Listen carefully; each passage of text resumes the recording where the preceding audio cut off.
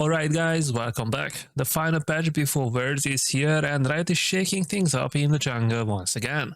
This patch is always one of the most exciting of the year because it decides not only what we will actually see on stage at Worlds, but also what you and I have to deal with in solo queue for the next couple of weeks. Some champs are getting scary buffs, others are getting slapped with nerfs, and a few of these changes honestly have me scratching my head. So let's go through them one by one and talk about what they actually mean for your games. Let's start with Brand Jungle, because apparently Riot decided he wasn't already the most frustrating thing to play against. His passive is getting buffed, his W is getting an AP ratio increase, and yes, his ult is being touched once again. The ult already has a low cooldown, it already bounces everywhere, and now is going to deal even more damage. Am I the only one who just sighs every time I see a Brand on the enemy team? Like, this champ doesn't even need to try. He presses R in a team fight and suddenly everyone's HP bars are gone. Now imagine him with faster clears and more jungle presence. I get that Riot wants to push him into the jungle role, but honestly, do we really need another Brand buff? Let me know. Moving on to Diana. This one I don't like it. Riot is buffing her passive damage to monsters again, which basically gives her one of the fastest clears in the game. And every time Diana has one of the fastest clears in the game, she turns into this absolute nightmare of a champion. I don't mind her being strong, but when you give her this kind of tempo advantage, it's just toxic. She's already terrifying when she gets ahead. She dives in, presses R, and deletes half of your team. Now she's going to hit that point even faster. Personally, I would have preferred if they buffed her abilities directly. Maybe a little damage increase on Q or even a cooldown reduction on ult. That way she scales better without making her jungle clear unbearable to play against. But hey, if you're a Diana main, you are eating good this patch. As for Jax, I don't have a ton to say here. His changes feel more neutral from a jungle perspective, but they will definitely help him on top lane, especially against AP matchups. It's not a massive buff, it's not a nerf, it's just one of those small adjustments. In the jungle, you probably won't notice it too much, but in top lane it could make a difference in those tricky matchups. Now let's talk about Lillia, because this is actually one of my favorite changes in the patch. She is getting buffs to her ult, not just in terms of damage, but also in cooldown. And this is a big deal. Lillia's entire teamfight identity revolves around that ult.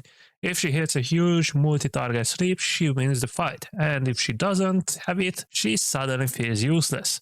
The cooldowns has always felt just a little too long, like she needed 10 seconds shaved off to really be reliable. Riot finally listened, and now she's going to be more consistent in fights. The cool thing is, this doesn't make her overpowered, it just smooths her out. She was already a solid AP jungler, and this change makes her better without pushing her into broken territory. Expect to see more Lillia in solo queue, and honestly, probably at Worlds too.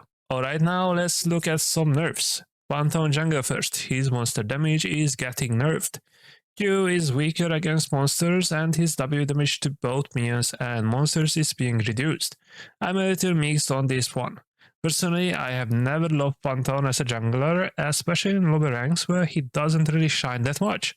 But if you look at pro play and higher elo, his clear is just too efficient for how much pressure he brings. He's one of those champs who feels okay in casual play but becomes oppressive when played well, so I get why Riot is toning him down. He's still Pantheon, he will still be scary early game, but at least his jungle clear won't be quite as ridiculous. Whoopi is also getting nerfed, and honestly I kind of like this one. Her Q damage to monsters is being reduced, which is a nice touch.